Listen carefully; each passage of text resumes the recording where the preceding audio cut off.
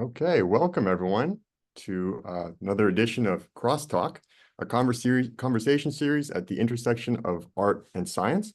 My name is Will Orwig. I'm a graduate student in the Schachter Memory Lab and a member of the organizing committee here at SFNC. So with these crosstalk conversations, we are bringing together artists and academics to explore questions of creativity. And this is meant to be an open-ended conversation. So if you have any questions for our guest, please feel free to post them in the chat, and I will try to include them in our conversation. So today we are joined by Chris Duffy and Ori Amir. Chris Duffy is a comedian, writer, and podcast host. He has appeared on Good Morning America, ABC News, and NPR, among many other outlets. He is the creator and host of the game show Wrong Answers Only, where comedians try to understand what a leading scientist does all day. Chris is both a former fifth grade teacher and a former fifth grade student. Ori is a neuroscientist who has studied the neural basis of a sense of humor. He also does stand-up comedy himself about science and what it's like to be a foreigner in America. You may have read his research featured in Nature and Forbes, or also seen him doing stand-up comedy on Comedy Central. Both Chris and Ori have been very generous to take time out of their day to join us for this discussion about neuroscience and humor as they relate to creativity.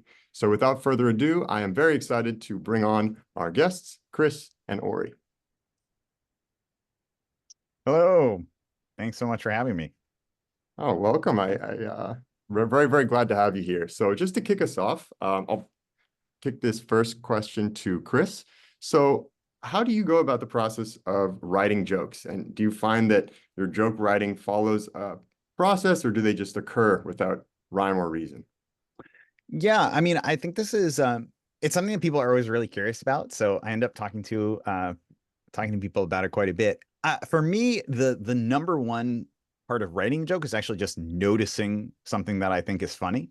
And so the biggest thing that I do is I try and while I'm like walking around the world or experiencing something to not let possible material go in one ear and out the other. And so I have a kind of a ongoing list in my notes app that's just possible ideas. And it's really just scraps and little tidbits like a phrase I overheard or something that I saw or something I wake up in the middle of the night and thinking. And I think at this point I'm on like new ideas 47, right? Like it's just every time the app is too long, right? Then I switch it. But then I'll take those and try and like sit down and think like, is this actually funny? Does this actually make sense to anyone other than me? And my particular also please stop me if I'm going long, but I'll just say the like last thing is like my particular style of comedy, the kind of jokes that I like to write tend to be a little bit more narrative. So it's like there often is a little bit of a story, and I think of the story as like the tree that is keeping it all there, and then the jokes, I'm trying to hang as many jokes as I can off that tree. So um a lot of my best jokes and my best material come from things that I've like end up telling to friends and they really laugh, and then I think like, okay, now how can I make that a little bit more formal so that a stranger would think it was funny too.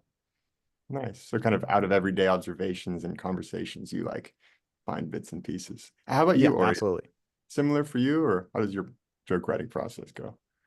But I guess it begins with some idea that I just comes to me, something that I find ridiculous or that I want to complain about or um, you know um, share my perspective of why it is absurd.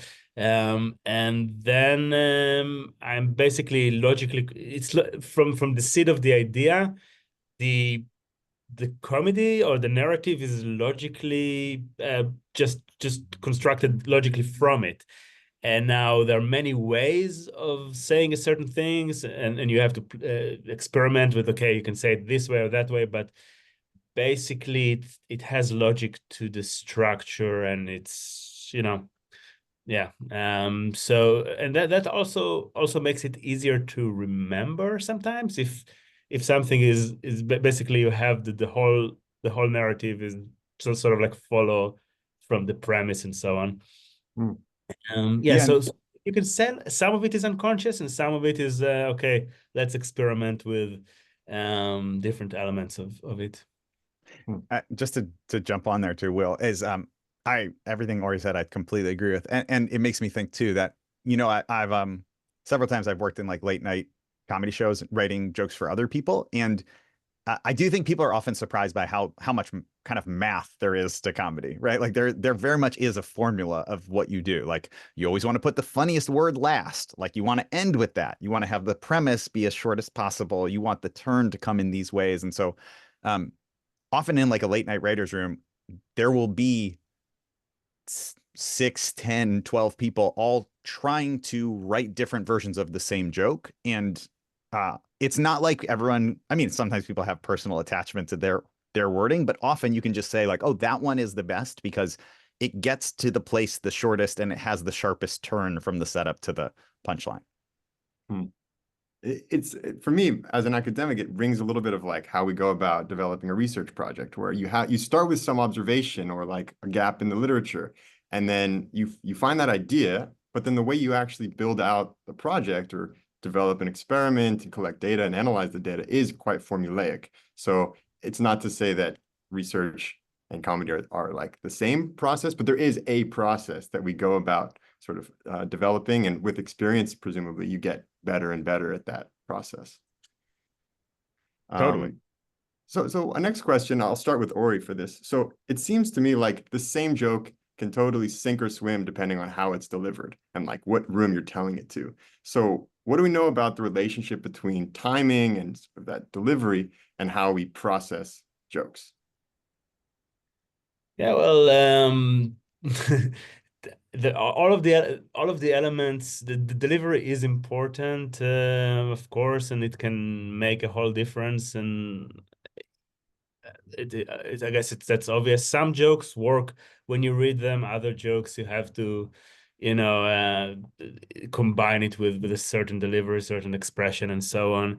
We're actually having a trouble. So I'm helping some friend do a research project where we have um actually late night joke proper late night joke writer competing with an AI assisted joke writing thing, and somebody just delivers those jokes as if they're a monologue, um and uh, and it's very hard to judge the quality of the jokes themselves because the delivery adds so much to it. So there's the expression, and like if the joke doesn't work, like the AI written joke probably didn't work, and the host is making like a face like, oh, it didn't work, and then people actually laugh harder. And how do you account for that? So yeah, obviously, and so I guess different humor theories can give you different explanation why and in what way the delivery contributes to the success of a joke. But Something that I always think is a great example of this is several times. I'm from New York originally. I live in LA now, but I did comedy in New York for many years. And several times in New York, I would be at a venue and see Chris Rock drop in. And something that he does, this is only at shows where people did not like pay for tickets to see him, right? So he drops in a show, it's the big celebrity surprise guest. And people would often leave so upset. And the reason is what he does when he's trying out new material is he comes on stage, kind of like often with like a hat kind of pulled over his head a little bit. And he doesn't do any of the Chris Rock delivery. He doesn't do any of the Chris Rock charisma. He just reads these jokes that he's testing out kind of in like a flat monotone. And what he's trying to do is like, if he doesn't put any of his special sauce on it, like, will the joke still get a laugh? And a lot of times it doesn't, but he keeps doing that until the words themselves get at least some response from the audience, some positive response. And then when he adds the whole Chris Rock level to it, it just destroys. But it's so fascinating to watch him work at that because I mean, he deliberately is kind of like making it so that he bombs and the audience often like hates the joke because that's the only way for him to know to separate out like delivery versus content versus writing. Right. So Chris Rock could make anything funny. And so Absolutely. the audience is ready to laugh. I feel like thinking about the audience and the way in which having a hot crowd influences your sense of your comedy. Why do you think it's important? This for either one of you is like, why is that warming up the audience important? And what is happening in the brains of those audience members that sort of prepares them to laugh or to be in a mood for laughter? I'm so curious about if there's a neuroscience explanation for it. I can certainly speak to my own like experience of it, but or if you have a neuroscience explanation, I would personally be so curious to hear what is happening there. I was going to briefly answer the thing about the timing, just to say that you want to time the punchline in such a way that in the brain, I guess, you have the wrong expectation activated maximally, right? So it takes it time to set up the expectation, so it grows and activated, and then the punchline is a surprise, right? It's a different. If you wait too long, the expectation basically dies out, and so on. So there's that's I guess the neuroscience of timing, if you will. I didn't completely understand the question. You're asking warming up the audience or setting up a particular mood. Yeah, so setting up in general, I guess you can prime the brain to be activated more in a certain way in generally, right? So you can if you want people to recognize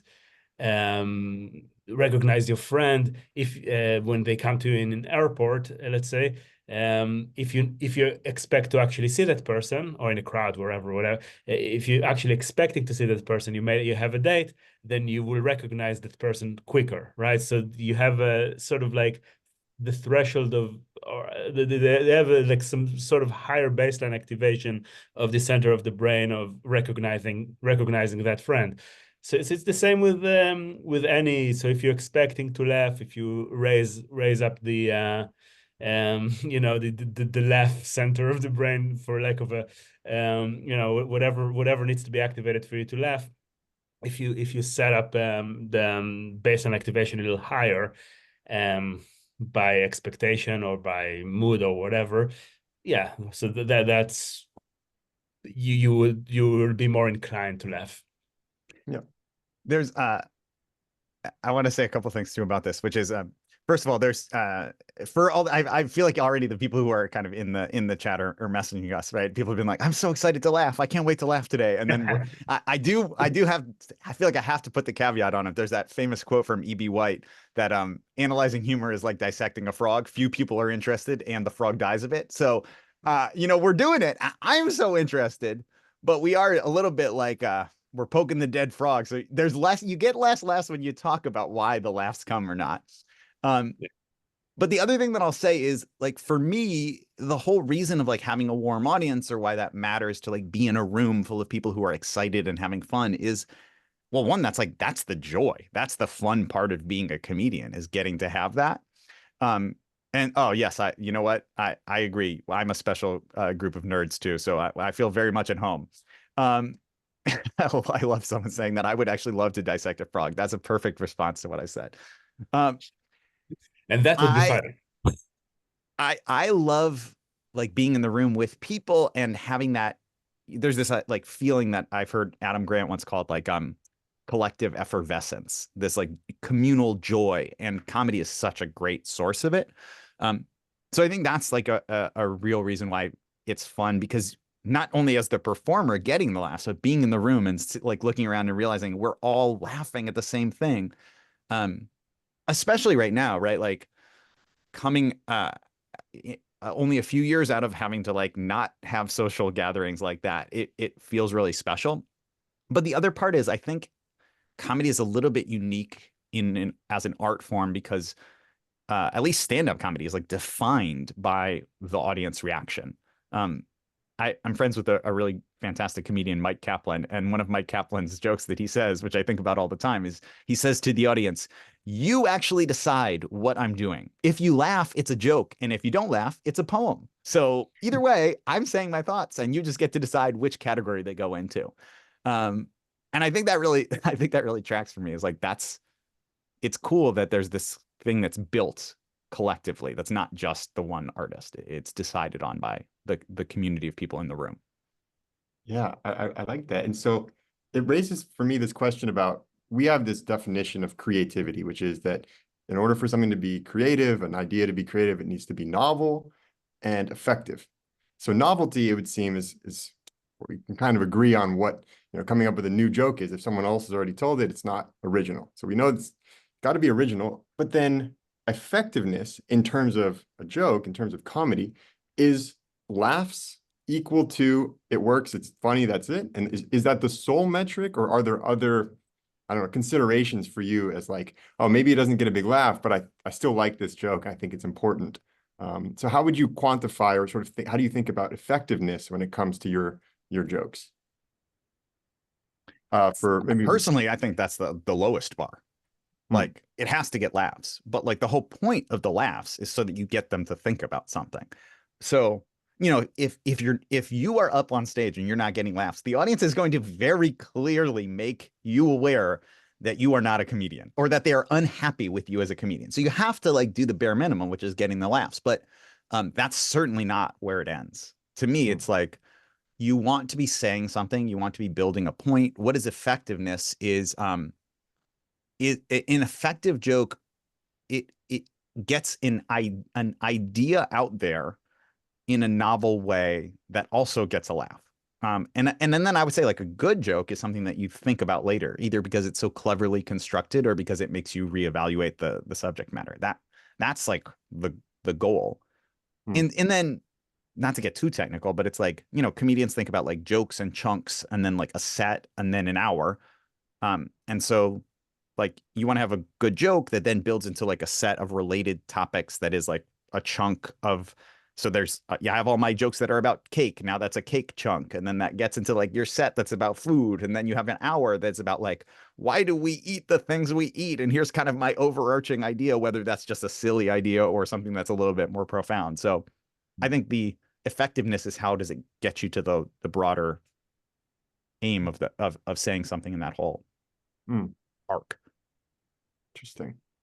I think that's the artist perspective, and that's the also it's specific to performance in front of an audience, right? Absolutely. Uh, from a neuroscientist perspective, no, you well, so there's the expression of the mirth, which is the laughter, but you have the you can experience mirth or amusement without expressing it vocally as much. And actually, when you're not surrounded by people, when you're on your own, like watching something funny, or people laugh much less from the same like sitcom or whatever, people laugh much less when they're on their own. Maybe they will Hmm. the whole time they will think it's funny, but they would not so so there is something to be said about the laughter itself. Is It's sort of like expressing your mirth or like your amusement socially to the people around you, but you can experience a high level of it on the inside, especially if you're comedy audience in Germany. But so that's and the New Yorker, Bob Mankoff, the New Yorker cartoonist, likes to say that his work is and it's something that people buy and put on their doors or whatever in in some offices and so on. But he said it's the kind of jokes that make you go huh, and not laugh out loud. So Right. Thinking about the New York comics, I know the New Yorker comics, you've used those in your experimental studies, right? Where you're presenting people in the scanner with these images and then a sort of tagline that goes with it. Could you tell us a little bit about your research into the neuroscience of humor and what's happening in the brain when people are reading those? yeah, so I looked into. I had this experiment where, because when I was in Los Angeles at USC, I was had access to MRI and I was doing comedy, so I had access to all the comedians in Hollywood. And so basically, I invited people to have their brain scanned when they try to come up with funny with a joke. So you have to give them some stimulus. So we just gave them, or some prompt, right? So we just gave them New Yorker cartoons to try to come up with a joke for. I'm not sure it was the best option, but it worked for our purposes. Uh, yeah, and like to make a long story short, when you compare professional comedians to amateurs to controls, you see that the more experience and or talent, it's hard to tease them apart. in this experiment. You have doing comedy. The more activity you have in certain temporal regions, that's where remote associations from across the brain converge meaningfully, certain areas in the temporal lobes. And the less activity you see in some areas of the prefrontal cortex, where basically that area in that context is involved in sort of like cognitive control, basically. So when you try to come up with a funny idea, you're searching for through association space or through idea space, you're searching for something that would fit in a funny way. And the prefrontal in that case would help you direct this process, or go this way, don't go that way. And the more experience you have, the more you can spontaneously, organically sort of come up with the right, with the funny associations. Now you're still using the prefrontal, just less than controls or. Can I ask a question about that? I I've been talking a lot about like from the like stand-up perspective, but I started doing improv, and I still love improv comedy. And something that I noticed often was like the shows that were the best, or at least got the best response, I often would not remember what I had done. And I've always assumed that that's because I was kind of like, the reason I was doing well is I was really shutting off the part of myself that was like self-monitoring and self like, is what you're doing okay? Double thinking it, overthinking what each action was. It sounds like there's maybe some element of that happening here, where you get the most creative answers when you can shut down or slow down the part of your brain that is self-awareness or self-criticism. Is that part of what this is implying, or am I stretching it? No, I think you're describing the experiential uh, level of what we see in the brain imaging. Like what improv coaches like to say, get out of your head, right? It's Totally. deactivate your prefrontal a little and let your associations flow more freely in the temporal cortex. I have another question about this, like the idea of especially like in New Yorker cartoons, right? Trying to come up with the best caption. When you play a game like Apples to Apples or Cards Against Humanity, often like the point is to have made the connection that's the funniest. And I forget exactly how many players it is, but there's some number of players where you're supposed to also put a random card in the mix. So it's not one that anyone has selected. It's just one that you pull from the deck. And I have found that almost without fail, the one that I think is the funniest is the random one, the one that is just like truly just from the bottom of the deck that no one selected as the funniest possible one. And that's not actually true for everyone else who's playing, but I am always like, that's the funniest answer, because how could that possibly fit here? And then the answer I come up with of the connection is the funniest part. It seems like maybe there's something there too, of like the further stretch you get for a connection, the more that there is a humor.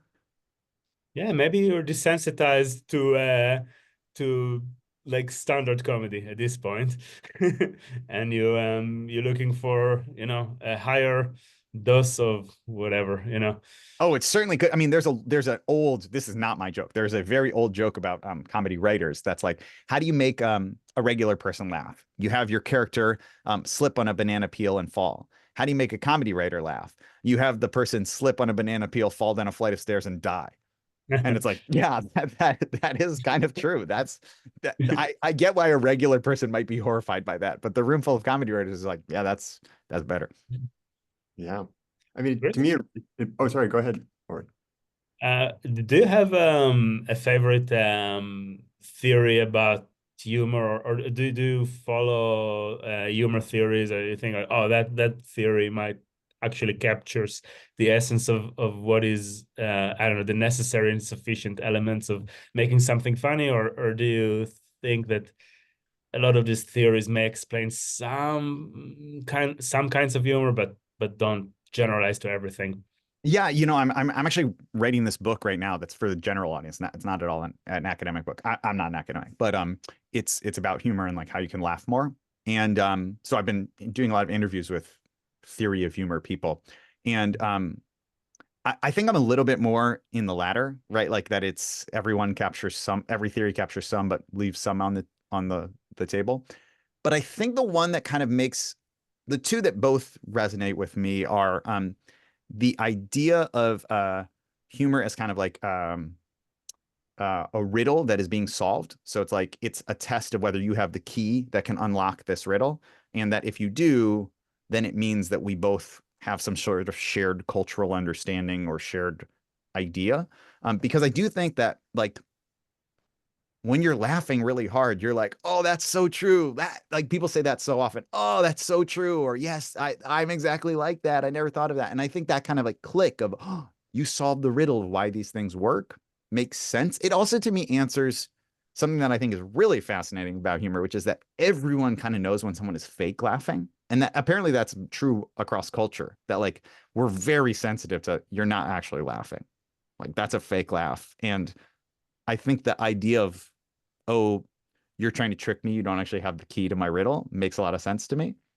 And then I've heard a lot of people talk about benign violation theory, um, which I think, there's parts of that that really track for me. I think it kind of, I can immediately think of a lot of examples of things that are not benign that people laugh at. And I can also think of a lot of examples of things that are really funny that it's quite difficult for me to stretch them into a violation. So that's why, but there's a lot that fits in the middle there too. So those are the two that I've heard the most about. Yeah, the one with the key, I haven't heard of it. I kind of like it, like the idea in general. Whose theory is this? You remember by any Oh my chance? gosh. I No. 100% can tell you, and Okay, I will tell you during this, but I cannot tell you right now off the top of my head. no worries. But it seems like something akin to encryption, right? Yeah, So, encryption theory. That's what it is. oh, okay. I'm just paraphrasing it in my own words. Okay. Cool. And that's Greg Bryant, right? Dr. Greg Bryant. That's who it is, I think. Thinking about your experience, Chris, with memory and sort of not remembering during improv, and also this like maybe diminished sensitivity to jokes after hearing them and being in a writer's room for a long time. So I'm wondering, as you become like a student of comedy and go to many shows and hear many jokes, does Hmm. that then make it harder to come up with something new? Or does really understanding all the history of comedy help you to have this sort of resource, pull back things in bits and pieces? Like, do you find that the references help you innovate, or do they limit your ability to be original? Yeah, it's an interesting question. I think my initial reaction is that it only helps. Um, I think that and I think this is actually not just true with comedy. I think it's true with kind of all art forms and especially with writing. People always have this fear of like, well, I'm copying someone else or I'm going to sound too much like the writer. And I love the artist Austin Kleon has this very popular book called Steal Like an Artist. And the idea is basically like, yeah, that's literally how anyone starts is you just like you're a bad copy of someone else. And then the work is you kind of are a bad copy of that person plus a bad copy of this person, and then maybe you're a good copy of a third person. Eventually, you're just an amalgamation of your influences, but you're also more and more yourself. So to me, I think this whole like you don't want to copy someone's joke, you don't want to steal someone's joke. That's such that's not a fear that professional comedians or professional comedy writers that I interact with worry much about. Because if you're doing actual original material, you want to be being the most yourself you can possibly be. So, like, if I have a joke that is about a radiator, it's okay if there are 400 other people telling jokes about radiators because, like, it's still my perspective on the radiator. And this whole of like, you stole someone else's joke is, I mean, first of all, I really do believe that 99% of the time it's just parallel thinking. And, there this happens in movies all the time, right? Like there's A Bug's Life and Ants come out the same year, or like there's A Quiet Place, and then there's another movie about exactly the same premise that came out a year later, but was started before A Quiet Place. So these are things that like they just happen in the world where there's kind of weirdly zeitgeist things. And certainly some people do steal material, but those people are almost never successful, and they're also almost always like much earlier in their career. I think the thing I worry about sometimes is that I maybe like I'm remembering someone else's joke rather than having an original idea. So I do like to scan for that. Um, but I think the idea of the more informed you are and the more you understand the history of it, the more you can see the all the different ways to do it. And often, especially the older stuff, the things that are not as current, you can see, oh, that's really there's a way to bring that back now and to use that in a way that's really interesting.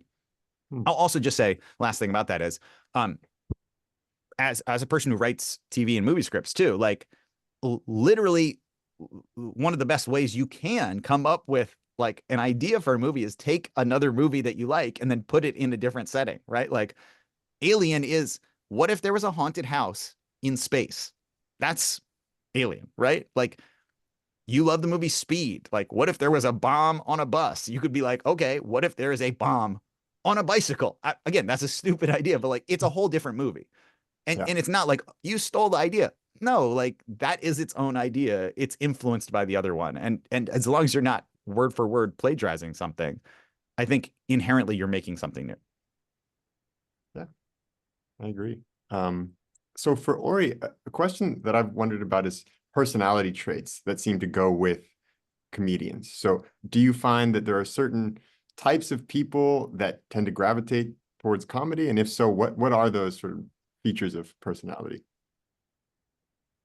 Yeah, one striking difference is between improv comedians and stand-up comedians. You see, like the improv comedians seem much more cheerful and social and supportive, and stand-up comedians are very sort of bitter and self-absorbed and so on.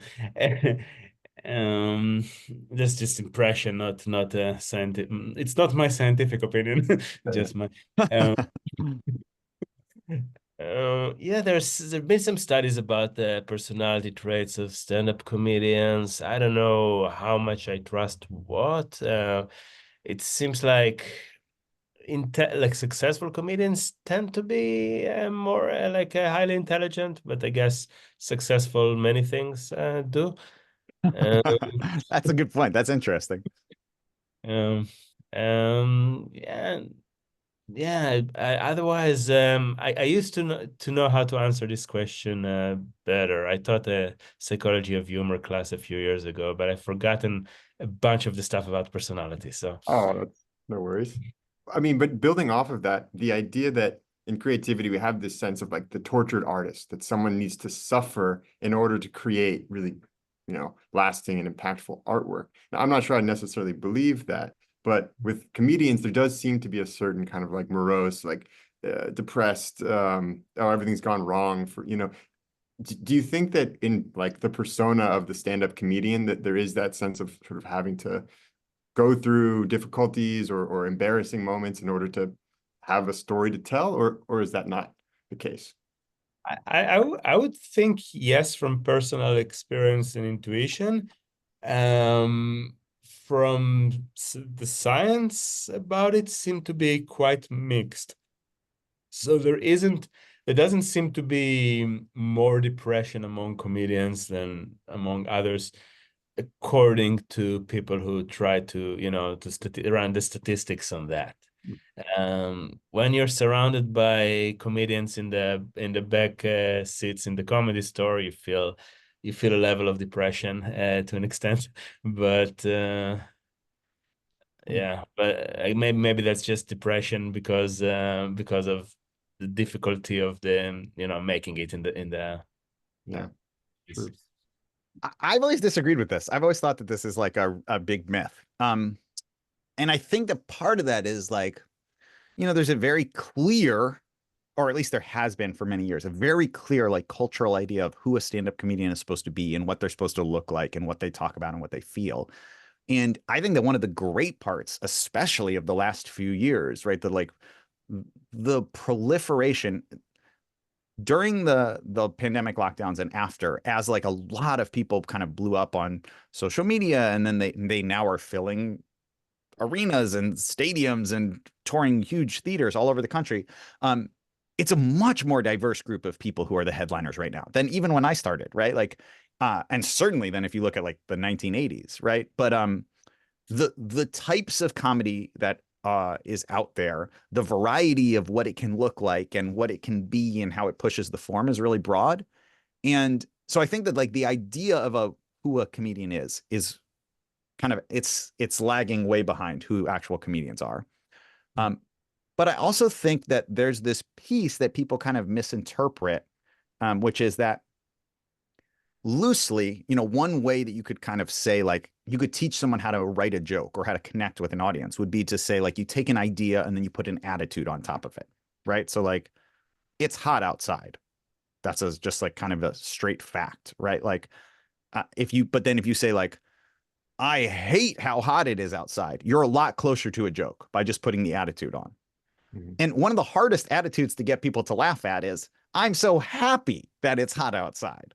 Like, it's a lot easier to get people to laugh when you say, like, I'm scared or I hate or it's crazy.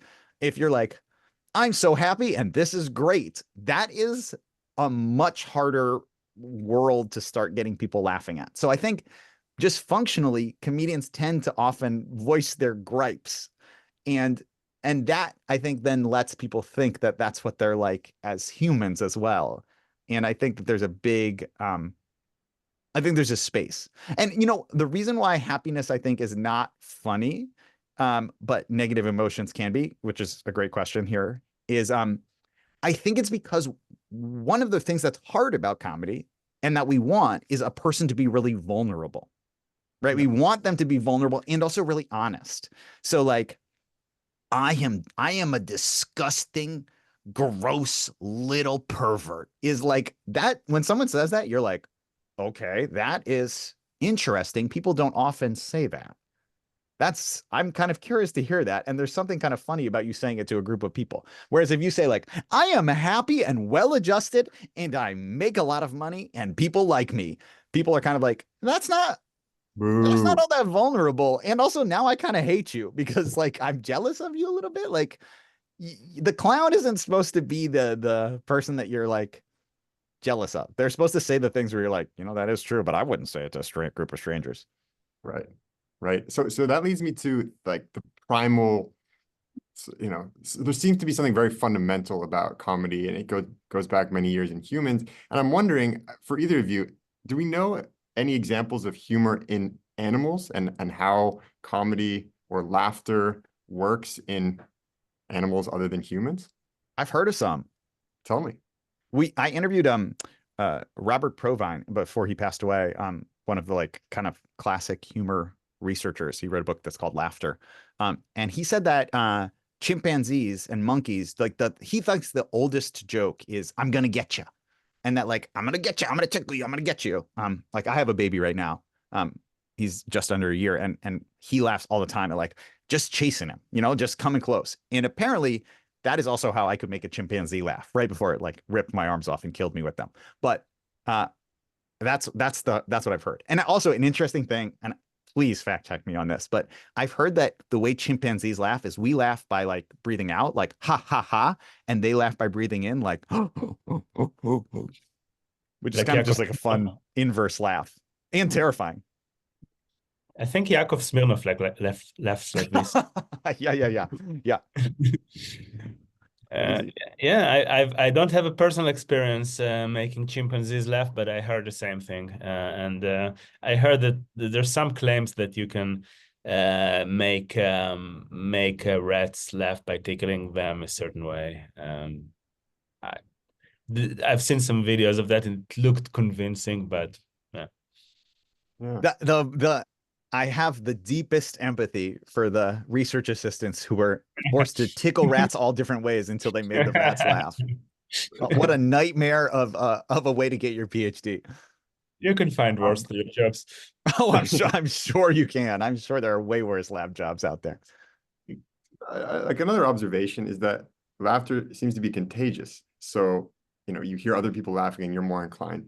So how might you leverage that in doing a set or trying to work the room to make, I don't know, could you think of an example where the contagious nature of laughter could be worked to your advantage? Literally every single stand-up set, this is used all the time. And any comedian, maybe they don't wouldn't know the science of it, but any comedian can tell you, like you can walk into a room and go, this is a bad room for comedy. And that is because of the contagious nature of laughter. So like a good room for comedy is a low ceilinged, dark room where people are packed in tight together. So what you want is for people to be looking at you on stage and not noticing the other people next to them looking at them. So that you want it to be dark enough that they can feel like they're not getting, movie theater dark, so they're not like seeing the other person next to them. Um, and you want them to be packed in tight so that a laugh kind of like travels through the room, and can echo back and almost like the wave. And I am telling you, you could do the exact same set with the exact same audience in a room that is like a spread out room where everyone is at tables that are kind of 5 feet apart, and the light is like the light in your office right now, and people will laugh maybe, if you're doing great, half as much as they would laugh in the dark, packed in tight room.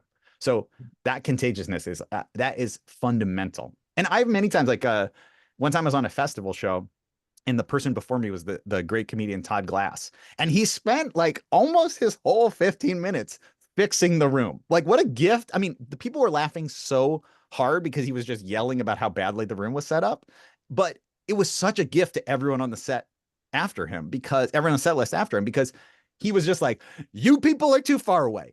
Get over here. Turn the lights down. Why is there was like a kind of like a banquet line, kind of thing, like in between the stage. And he was like, we got to get that out of here. And he did all this stuff. And then everyone who went on after him crushed. And it wasn't just because he'd warmed the audience up. It was also because he'd fixed the structural pieces, making it not contagious.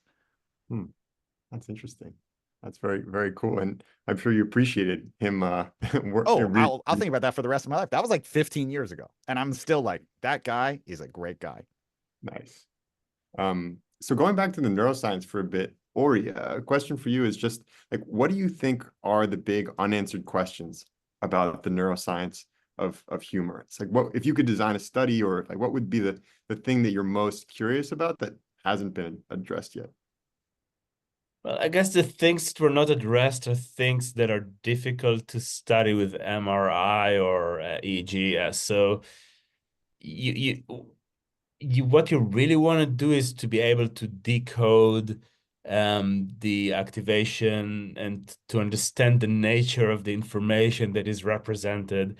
And you can do it much more easily for things like vision, because, okay, I present this video and I see this pattern of activation in the visual cortex, and you can actually look at the individual voxels and run some machine learning and decode, being able to mind read to an extent. It's much harder to do in the more high-level semantic abstract stuff. So I don't know how you would be able to do it. I guess, yeah, if you're willing to work very hard with machine learning and run a lot of experiment, like hours and hours of showing people jokes in the MRI, you might be able to get this kind of decoding, this kind of mind reading, where you can actually trace the not just, oh, the activity is in this area of the brain, and we know that this area does this and that. You will be able to say, okay, this is the nature of the information that is currently represented in this area. That would be very cool to do. I don't have the patience to do it, but I rather build models, and stuff like this. But that would be the next level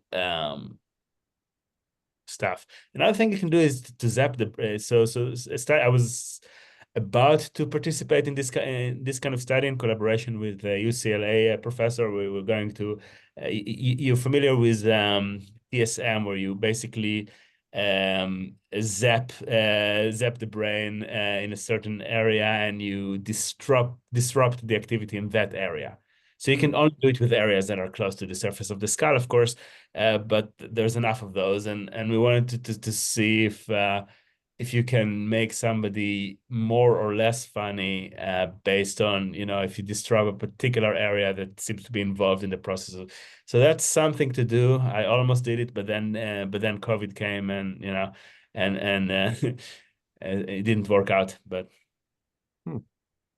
I have something that I've always wondered about with this, if there's been a study done on it or if it can do. I'm also just the fact that you could zap the brain and make someone funnier or less funny is we don't know it incredible yet. to me. That would be, yeah. Well, even that there's a possibility of it, it seems Yeah. incredible to me. But I'm I think that when I talk to people, they're always and I wonder if this is your experience too, or is that like people are very interested in the like writing of comedy and the performing of comedy, those pieces. But I actually think that um, the piece that to me is the most interesting and also by far the most relevant to other people's lives, everyone's life, whether you're a comedian or not, is the noticing of funny things, right? The like walking around the world and being like, that is really funny. That makes me laugh, which I think is a huge part of the skill of being a comedian or a comedy writer. And I wonder if there's ever been um, kind of like a study on the perception of comedy, right? Like if I show you 6 photos, can you pick out which one is the funniest one? And I feel like that is a skill that I think comedians learn over time. And Well, I think regular people would benefit from. That's why I'm curious about.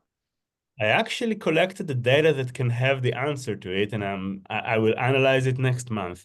So Wow. What a I literally didn't know you were gonna say this isn't like a setup. That's an no, incredible, what an I was alley-oop. like, I was like, oh, somebody would actually be interested. And so now we've done a study with eye tracking on a comedian coming up with jokes to New Yorker cartoons again. But half of these cartoons had half of these cartoons have some anomaly or some things unusual, as you say in improv, look for the at least an upright citizens brigade, right? You look for the unusual thing in the scene and you make a game out of it or you make a joke out of it. Yeah, notice the funny thing. So we have I already published a paper that looked at half of this question, which absolutely nobody was interested. It's like the one paper I got no citations at all, but I thought it was very clever. We had it's the same data. We have the comedians look at look at where in the images they look at, and we have the professional comedians, we have the controls, and you see that the professional comedians look at the areas that just more salient in the image. So just the areas that in terms of the low level features, they're just more uh, when you just analyze it, the image with some software that looks at the things that stand out, like in the very low level edge level stuff, you see that comedians look more at those areas, which suggests to just pay more attention to the image and less to their own mind, perhaps. So that could be it. But what I want to do and what you suggested is to look at this data again and see um, whether they look more or less at the anomaly or those areas that so I don't know if it would answer your question completely, but it No, might. it'd be an interesting start though, for sure.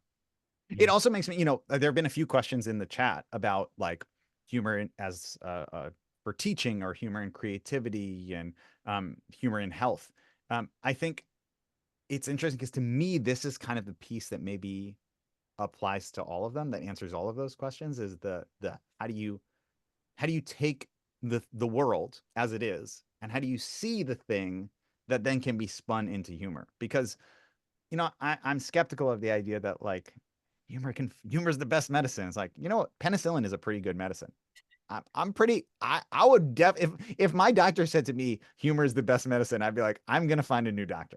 So like that I'm skeptical of. But the idea that it can transform your experience of being sick or of grief or of suffering, without solving it, that part I think tracks for me. And that's also why I think it's like great for teaching and creativity, is it lets you just like see the things that maybe would get lost in the dominant narrative, which is like, this is boring, this is bad, I am in pain, the world is horrible, right? Like, it's not that those things aren't true, but it's then like, okay, the world is horrible. And also, does that frog look like it's wearing a tiny little hat?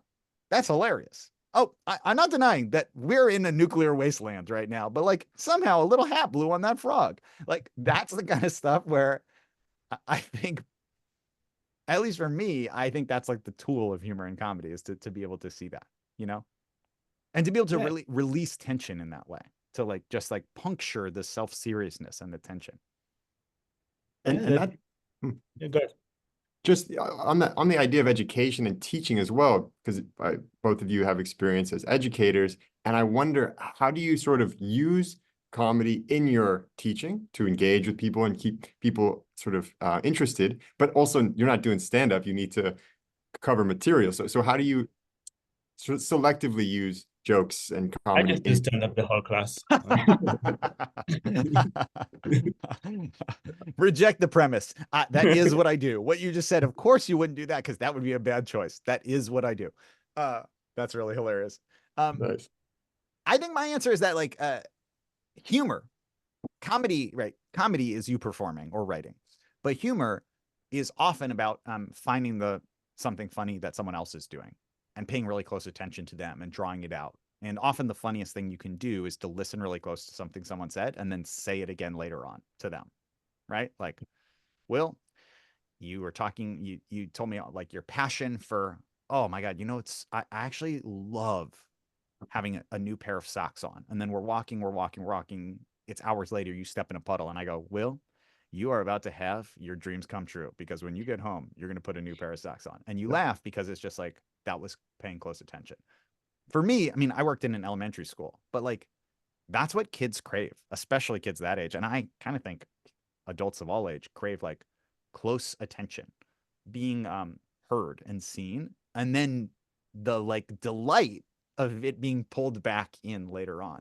Um, so I think that like a lot of humor to me is about that. It's just about us being like, we're both laughing because we're in this moment together. Like the time when people laugh the hardest is not at like some sort of joke or punchline or movie. It's like two friends deeply just setting each other off to the point where you can't breathe and your stomach is hurting and you're crying tears of laughter. And it's because of something that would be almost inexplicable outside. It's just because you're so deeply connected. And I think that's kind of what I think many great teachers would describe their goal is to be really deeply connected to their class. And often that comes from just pulling it out of them, not from you giving it in any way. Hmm. Great. Well, we're almost at time, so I want to sort of wrap it up. But as just a final question, one of the things that you talk about in your TED Talk is about kids who are just unadulterated and happy to just let their mind speak. So in improv, sometimes it's unlearning things that we have as an adult and sort of letting go of some of our inhibitions. So what is it that children have when it comes to comedy and creativity that it seems like adults are trying to get back to that point? Yeah, I'm really curious, or what you could say of like the actual like brain parts of this. But I think that like so much of what we've talked about, right, of like being willing to say your honest opinion, right, being willing to like be vulnerable, just wanting people to pay attention to you. Uh, all of those are like those are really kid traits. Like kids are naturally they walk in the room and they're like, look at me, I just pooped my pants. And people are like, that is hilarious. And also not something that an adult would walk into a room and announce. Um, and also, I think there's like a kindness to the way, even when they're saying things that aren't necessarily nice. Um, and that's not to say there can't be bullies, right? Kids are certainly can be bullies. Like that's where you think about bullying happening. But I think that a lot of kid humor comes from just like saying a thing without putting a judgment on it. And I think that a lot of the way to get humor in your daily life as an adult is to make observations of the odd things and to just put it out there and then to kind of wonder about it in that curiosity way of like, why is it that this works the way it is, right? Like why you like I just even looking at your Zoom background right now, like you're in a Zoom room and I'm like, why is that room so you're in such a big room? There's so much on the left side and there's so little on the right side. What's happening over there? Right. And I feel like a kid walks in and they're just like, a lot of space on the right. Whereas adults were like, it must be normal that he arranged his room in that way. It's not like, I don't know why, but there must be a reason. Whereas a kid would be like, that's insane. All the things are over here. You got to fix that. Yeah. Yeah. Or any other like thoughts on that question? Of the difference between adults and children. Yeah. Kind of what is it that kids do or what they have in their comedy toolkit? Yeah, so So you see that I don't know, I haven't had a chance yet to interact in real life with kids as much. Even when I was a kid, I was kind of avoiding other kids. So um, so nothing is from personal experience. I can tell you what I read in research about. Oh, it looks like at this age they like to when they make humor they show inappropriate things. So they put a lot too much makeup, and they're wearing mama shoes and so on. There's studies about how to make peekaboo joke work, and if it's a human, it's funny. If it's a non-human, it's less funny, and so on. So yeah, so there's some similarities, some differences. There's a lot of research on that, but I think yeah, it comes from eventually it comes from a similar place, right? So it comes from a um, it must. I mean, otherwise, it's the same emotional response, right? So. For sure. I see it in the comments. Someone's posted that it's playfulness and a willingness to risk failure, risk being wrong, which I also think is very true for creativity, right? In order to be creative, we got to take risks and be willing to be wrong. And with that, I just thank you both so much for spending this time with us. It's been really enjoyable for me, and I'm sure for many of those tuning in online. So thanks again to Ori and Chris, and really appreciate all your time and insights. Thank you. Thanks so much.